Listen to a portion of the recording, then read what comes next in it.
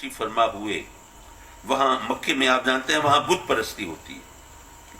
اور ذرا یہ بات بھی عرض کرتا چلوں کہ بت پرستی جو ہے خدا کے تصور کا بڑا بھیانک مذاق ہے.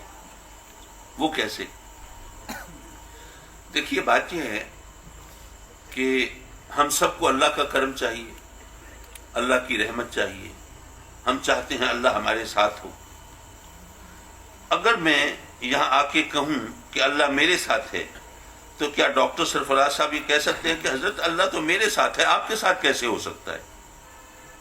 ہمارے اللہ کی شان یہ ہے کہ وہ ہر ایک کے ساتھ ہو سکتا ہے، یہ اس کی مرضی پر منحصر ہے. لیکن جو بتوں کی پوجا کرتے ہیں تو ان کے بت تو ایسے نہیں ہیں کہ ہر ایک کے ساتھ ہوں. اس لیے ہر ایک اپنے گھر میں اپنا خدا علیحدہ رکھتا ہے. ان کے بت ان کے گھر میں رکھے ہوتے ہیں، ان کی آرتی اتارتے ہیں، پھول چڑھاتے ہیں، ڈنڈوت بجا لاتے ہیں، بھجن گاتے ہیں، اشلوک پڑھتے ہیں، پرارتھنا کرتے ہیں، اپنے حساب سے عبادت کرتے ہیں. یارو ہر ایک کو خدا چاہیے. اب مسئلہ یہ ہے کہ ان کے خدا ہے وہ پتھر کے تراشے ہوئے بت.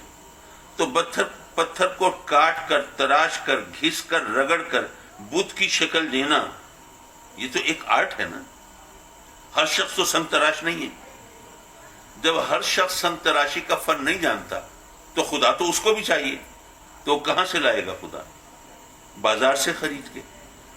یارو خدا برائے فروخت ہو، یہ مذاق ہے کہ نہیں ہے؟ بلکہ ایک قدم اور آگے بڑھ کے سوچئے.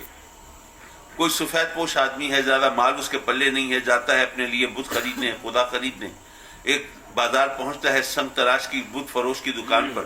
ایک بڑے قیمتی پتھر کا بڑا خوبصورت ترشا ہوا خدا اس کو نظر آتا ہے. دل مسل جاتا ہے مجھے تو یہی چاہیے. لیکن جب قیمت پوچھتا ہے پھر دل بیٹھ جاتا ہے. کہتے ہیں نہیں بھائی یہ تو بہت مہنگا ہے، مجھے کوئی سستا خدا دے دو. مذاق ہے نا. اچھا آقا کریم صلی اللہ علیہ وسلم تشریف فرما ہوئے انہی لوگوں میں جو بت پرستی کرتے ہیں. اور ایک چیز یہ بھی ذہن میں رکھیے کہ جو بت پرست ہیں وہ تو اپنے خداؤں کو دیکھ کر ان کی عبادت کرتے ہیں نا. اور یہ انسان کی ایک بشری کمزوری ہے کہ آنکھوں دیکھی بات پر اس کا یقین زیادہ ہوتا ہے، کانوں سنی بات پر ذرا کم ہوتا ہے. اب ذرا ان لوگوں کا سوچئے جو اپنے خداؤں کو دیکھ کر ان کی عبادت کرنے کے عادی ہیں. باپ دادا کے زمانے سے سلسلہ چلا آ رہا ہے، وہ ہلے ہوئے ہیں. ان کے خدا ان کی آنکھوں کے سامنے ہوتے ہیں، وہ ان کے سامنے اپنی بندگی کا اقرار کرتے ہیں، سجدے کرتے ہیں، ماتھا ٹیکتے ہیں، دعائیں مانگتے ہیں، اپنی ضروریات کا اظہار کرتے ہیں. اور اس طرح ان کو تسلی ہوتی ہے خدا ہمارے سامنے ہے، ہماری سن رہے ہیں. اب ایسے لوگوں کو میرے آقا کریم نے یہ بتانا ہے اور ان سے یہ منوانا ہے کہ یہ جو دکھائی دیتے ہیں یہ کچھ نہیں، اور جو دکھائی نہیں دیتا وہی سب کچھ ہے. کیا یہ کوئی آسان کام ہوگا؟ ظاہر ہے آسان تو نہیں ہوگا. اور بات صرف دکھائی نہ دینے کی بات نہیں، ذرا تھوڑا سا اور آگے سوچئے.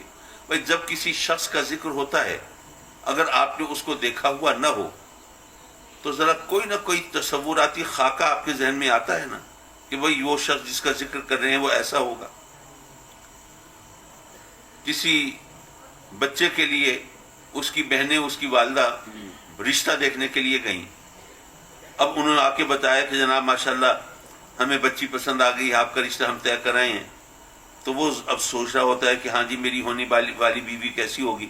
تو وہ خاکہ بنا رہا ہوتا ہے، سوچ رہا ہوتا ہے. پھر جب شادی ہوتی ہے تو اگر وہ بیوی اس خاکے کے مطابق ہو تو تسلی ہو جاتی ہے، نبھ جاتی ہے.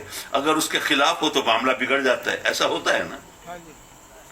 کسی بھی شخص کا ذکر ہو اس کا آدمی کوئی نہ کوئی اپنے ذہن کے اندر کوئی تصور بنا لیتا ہے. بلکہ ایسا ہوا حضرت کوئی 20-25 سال پہلے کی بات ہے، میں ریاست بہاولپور کے ایک علاقے میں اپنے ایک پیر بھائی کے گھر بیٹھا تھا.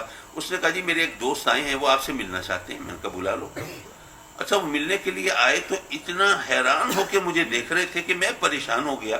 بھائی میرے کوئی سینگ اگائے ہیں، کوئی ماتھے سے دم نکل آئی ہے، کیا ہے، اتنے حیران کیوں ہو؟ کہنے لگا جی بات یہ ہے کہ مجھے پتہ چلا میرے دوست کے پیر صاحب آئے ہیں. میں نے کہا کہ میں ملنا چاہتا ہوں. تو انہوں نے کہا ٹھیک ہے ملوا دیتے ہیں. تو میں سوچ کے آیا تھا پیر صاحب تشریف فرما ہوں گے، وہ بڑے بڑے منکوں کی مالا گلے میں ہوگی، رنگین دوپٹے ہوں گے، زبردست کاجل بھی لگایا ہوگا، زلفیں بڑھائی ہوں گی، مریدین کا جم گھٹا ہوگا، حق حق کی صدائیں ہوں گی، ٹھمکے لگ رہے ہوں گے. لیکن یہاں پہ آ کے دیکھا تو ایسا کچھ بھی نہیں، اور آپ تو ہمارے جیسے ایک عام آدمی ہیں، تو میرا حیران ہونا تو بنتا ہے نا.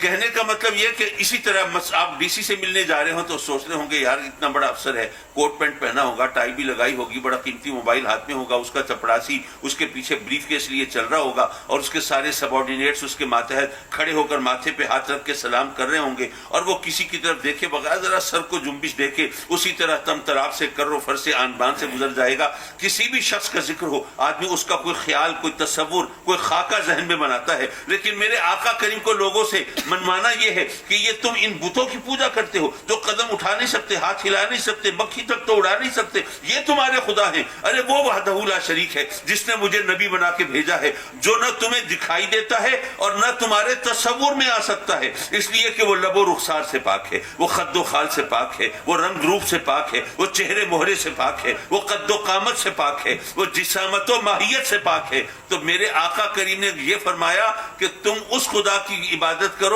تم ان کو دیکھ کر عبادت کرتے ہو، اس کی عبادت کرو جو نہ دکھائی دیتا ہے، نہ تمہیں اس کے بارے میں تصور کر سکتے ہو، سوچ سکتے ہو کہ وہ کیسا ہے۔ کیسے منوایا ہوگا؟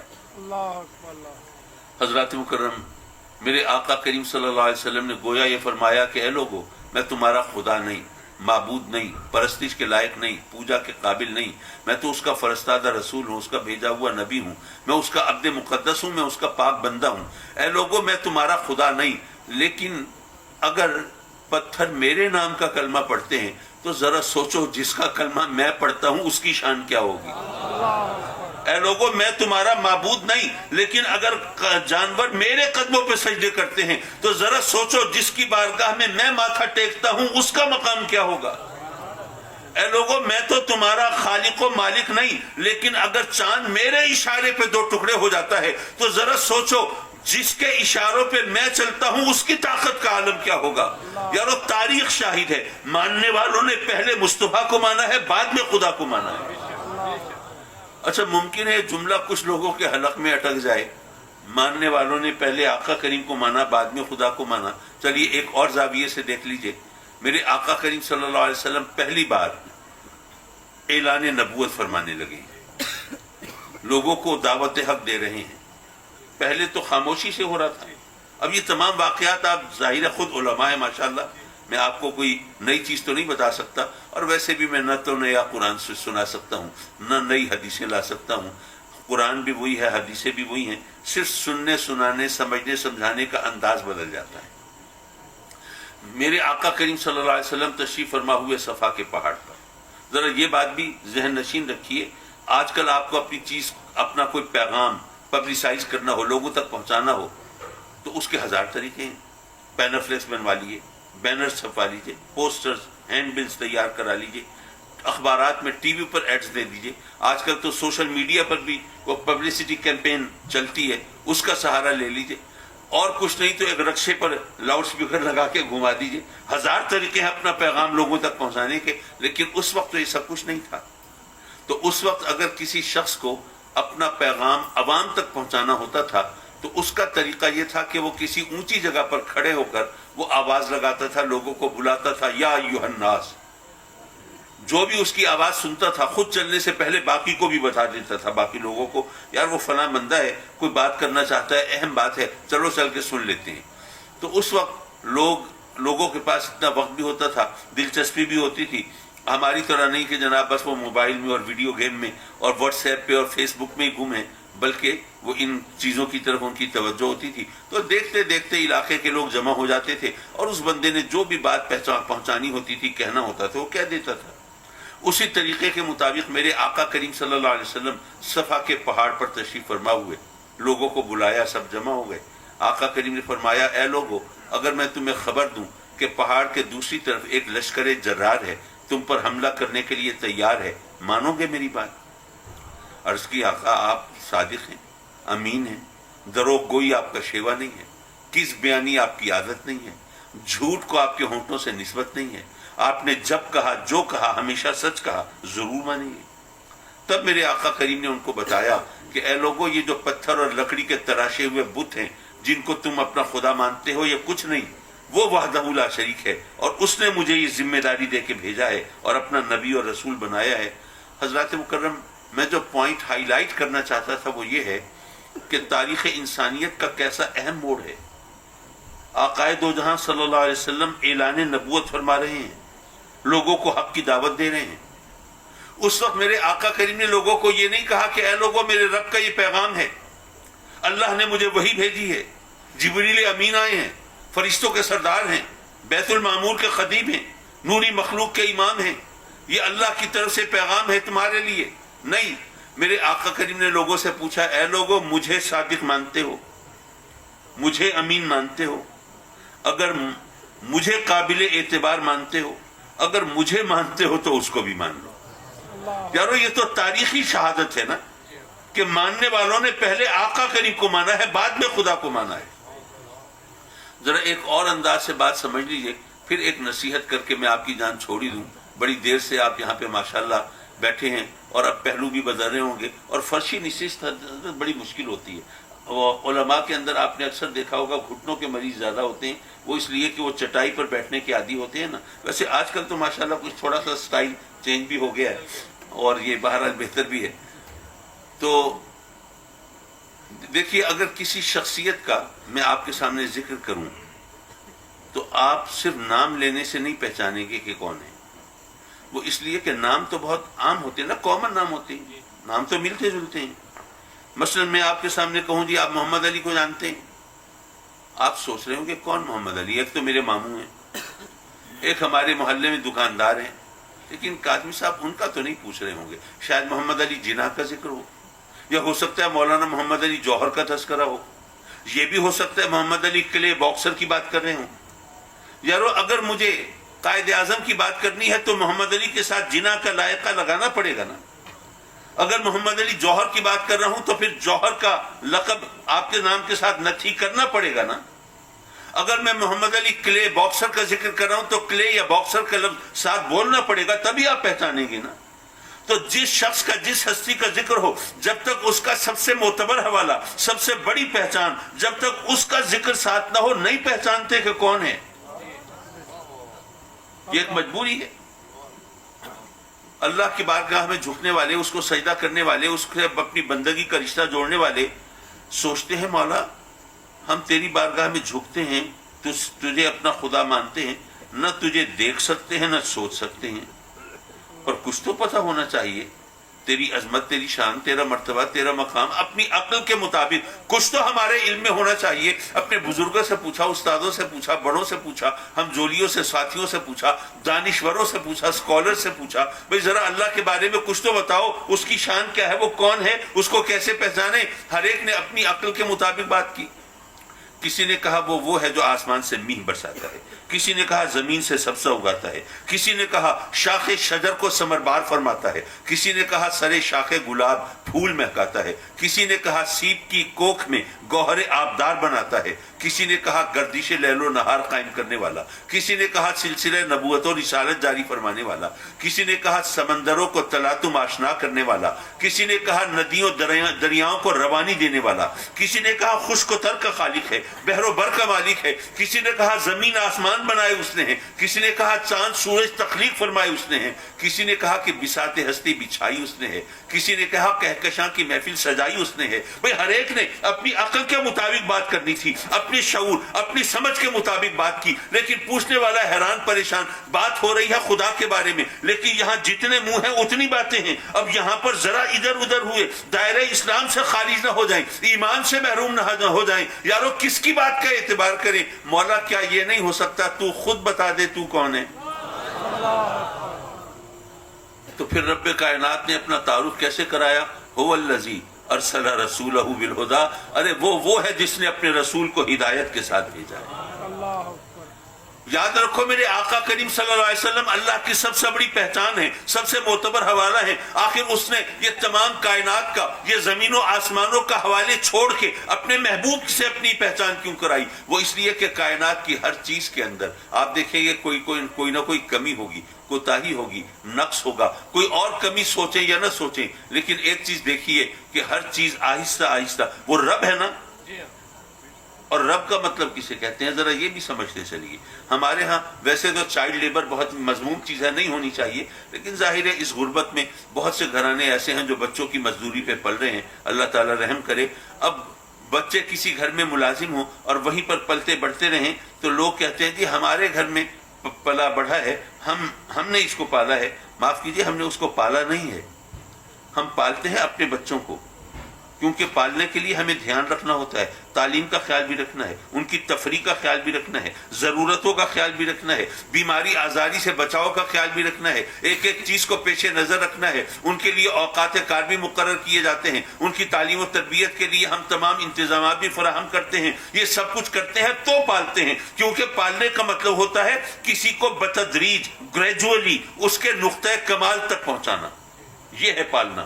وہ بچہ جو ہے اگر وہ جاب کر رہا ہے تو وہ اس کو آپ پال نہیں رہے ہیں، اس کو تنخواہ دے رہے ہیں لیکن اس کے اوپر کوئی احسان نہیں کر رہے ہیں. تو پالنے کا مطلب ہے کسی کو آہستہ آہستہ اس کے نقطۂ کمال تک پہنچانا. اب کائنات کی کوئی بھی چیز دیکھ لیجئے، چاہے انسان ہو جانور ہو، آپ دیکھیے وہ پلتے ہیں بڑھتے ہیں، ایک خاص عمر کو آ کے پھر وہ بڑھاپے کی سرحدوں میں داخل ہو جاتے ہیں، پھر وہ مائل با انحطاط ہو جاتے ہیں. درختوں کو دیکھ لیجئے، وہ بھی ایک ہائٹ کو، ایک قد کو پہنچیں گے، پھر اس کے بعد ان پر بھی زوال شروع ہو جائے گا. اور اگر آپ میں ماشاءاللہ فزکس کا چیپٹر پڑھنے والے ہیں تو آپ کو پتا ہوگا کہ سٹارز اینڈ پلینٹس، یہ ستارے اور سیارے، یہ بھی اب بوڑھے ہوتے ہیں اور ختم ہو جاتے ہیں. تو کائنات کی ہر چیز ایک خاص کمال کو پہنچ کر روبہ زوال ہو جاتی ہے، انحطاط پذیر ہو جاتی ہے. تو کائنات کی کس چیز کو دیکھ کے پتہ چلے وہ کس شان کا رب ہے؟ یہ تو اسی ہستی کو دیکھ کے پتہ چلے گا جس کی شان یہ ہے کہ وَلَلْآخِرَةُ خَيْرٌ لَكَ مِنَ الْأُولَىٰ. اس کو زوال نہیں ہے، انحطاط نہیں ہے، کوئی کمی اور کوتاہی کا کوئی تصور نہیں ہے. ہر آنے والا لمحہ اس کے مرتبے مقام میں، اس کی شان میں اضافہ ہی کر رہا ہے. تو اس کو دیکھ کر پتہ چلے گا وہ کس شان کا رب ہے. تو رب کائنات نے اپنے محبوب علیہ السلام کو اپنی سب سے بڑی پہچان اور سب سے معتبر حوالہ قرار دیا ہے. پتہ یہ چلا کہ ماننے والوں نے پہلے آقا کریم کو پہچانا ہے، پھر اپنے رب کو پہچانا ہے. ایک دفعہ مجھے یاد ہے، غالباً اپنے والد گرامی رحمۃ اللہ علیہ کی آخری یا سیکنڈ لاسٹ اسپیچ تھی، میں ساتھ تھا، تو وہ ایک بات ہو رہی تھی اسی حوالے سے. تو کسی نے کہا کہ جناب یہ اللہ کو پہچاننے کے لیے اور اس کے لیے یہ تمام چیزوں کی ضرورت کیا ہے؟ آپ نے فرمایا کہ بھئی یہ بتاؤ کہ چاند اور سورج میں جو نور ہے وہ کس کا ہے؟ اللہ کا ہے. کلیوں پھولوں جگنوں میں جو حسن ہے وہ کس کا ہے؟ اللہ کا ہے.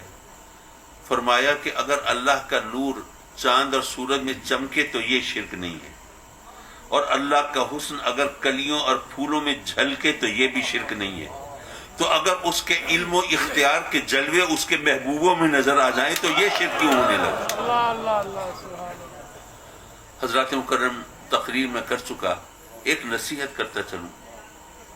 ویسے آج کل نصیحت کرنا حضرت کوئی آسان کام نہیں ہے، الٹا تقریریں سننے کو ملتی ہیں. کسی کو کہے نا کہ بھائی خدا کا خوف کرو، برائی کا راستہ چھوڑو، نیکی کی راہ اختیار کرو، تم اللہ کو راضی کرو، نیکی کا کام کرو، تو لوگ کہتے ہیں جی آپ کو بڑا شوق ہے نصیحتیں کرنے کا، نیکی کرو، برائی چھوڑو، برائی چھوڑو. اچھا جی میں نے چھوڑ دی برائی، کیا دنیا میں برائی ختم ہو جائے گی میرے برائی چھوڑنے سے؟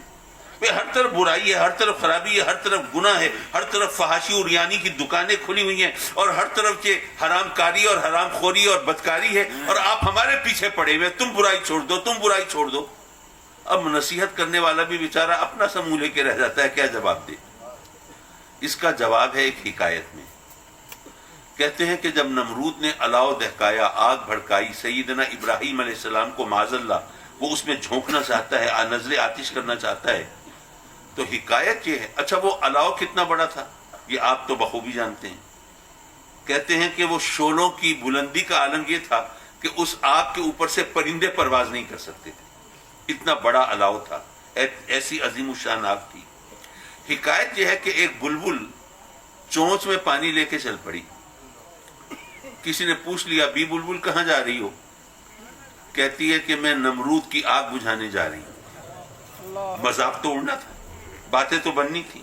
ماشاءاللہ ان کی عالی ظرفی دیکھو، ان کی بلند نگاہی دیکھو، ان کی ہمت تو دیکھو. وہ آگ جہاں پانی کے تالاب پلٹ دیے جائیں اسے فرق نہ پڑے، یہ چونچ میں پانی لے کے جا رہی ہے، میں وہ آگ بجھاؤں گی. اس بلبل نے جو جواب دیا وہ ہم سب کے لیے مشعل راہ ہے. کہتی ہے کہ میں کوئی بیوقوف یا پاگل نہیں ہوں، مجھے پتا ہے کہ یہ پانی کے چند قطرے جو چونچ میں آتے ہیں یہ اس آگ کا کچھ نہیں بگاڑ سکتے، یہ تو وہاں پہنچ بھی نہیں پائیں گے، پہلے ہی بھاپ بن کے اڑ جائیں گے۔ لیکن بات یہ ہے کہ بعد میں فہرست بنے گی، لسٹ بنے گی، وہ کون تھے جو آگ لگانے والے تھے اور وہ کون تھے جو آگ بجھانے والے تھے۔ یہ پانی کے چند قطرے وہ آگ تو نہیں بجھا سکتے، لیکن مجھے اس لسٹ میں جگہ تو دلا سکتے ہیں نا جو آگ بجھانے والوں کی ہے۔ یارو میں مانتا ہوں کہ دنیا میں ہر طرف برائی ہے، ہر طرف خرابی ہے، اگر ہم برائی چھوڑ دیں شاید دنیا کو فرق نہ پڑے۔ ویسے میرا ایمان ہے فرق پڑتا ہے، چراغ سے چراغ جلتے ہیں، لیکن ایک لمحے کو مان لیا فرق نہیں پڑے گا تو یارو فرق نہیں پڑے گا تو دنیا کو نہیں پڑے گا نا، ہمیں تو پڑے گا، لسٹ تو بنے گی نا، اس میں نام درج ہوں گے کون تھے جو برائی پھیلانے والے تھے اور وہ کون تھے جو نیکی کے چراغ جلانے والے تھے۔ ہم کیا چاہتے ہیں کون سی لسٹ میں ہمارا نام درج ہو، اسی طرح ہمیں اپنے لیے راہ عمل کا تعین کرنا پڑے گا۔ وآخر دعوانا ان الحمد للہ۔